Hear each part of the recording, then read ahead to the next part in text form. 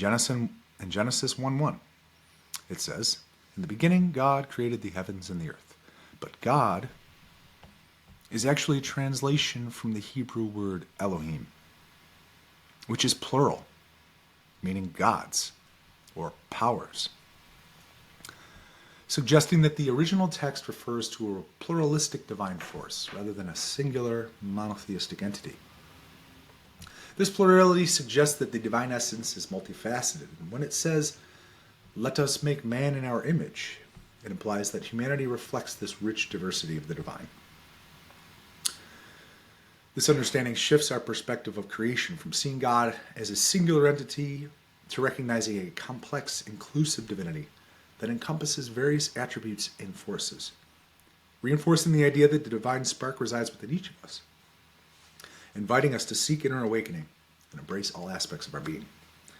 By acknowledging the plurality of Elohim, we open ourselves to a deeper connection with the divine, seeing ourselves not just as creations, but as reflections of a diverse and unified source. A reminder that a path to understanding the divine lies in recognizing and harmonizing the multifaceted nature of both ourselves and the universe. In Isaiah chapter 7, verse 14, the Hebrew word alma simply means young woman, but it was translated to virgin in the Greek Septuagint. This idea laid the foundation for the doctrine of the virgin birth. The Hebrew term Sheol, referring to a shadowy place of the dead, was translated into Greek as Hades, and later into Latin as infernum, aligning it with the concept of hell in Christian theology.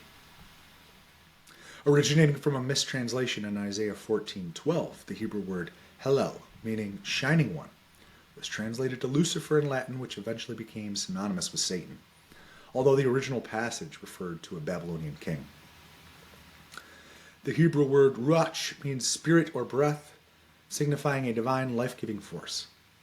In many translations, it's anthropomorphized as the Holy Spirit, further personifying the Trinitarian aspect of God.